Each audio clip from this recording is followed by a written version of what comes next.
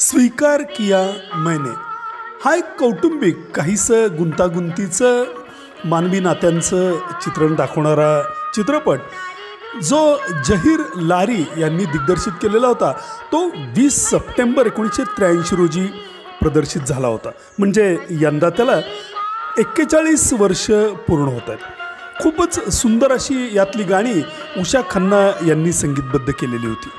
किशोर कुमार, लता मंगेशकर, आशा भोसले, हेमंती शुक्ला यांच्या आवाजातली ही गाणी त्यावर्षी प्रचंड गाजली होती.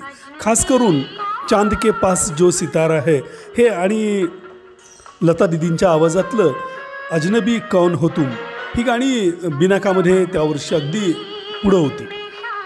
विनोद मेहरा, शबाना आझमी यांच्या छान अशा अभिनयाची जुगलबंदी तर होतीच. याशिवाय मदनपुरी, प्रेमा नारायण, मधुमालिनी, मधु कपूर हेही यात होते.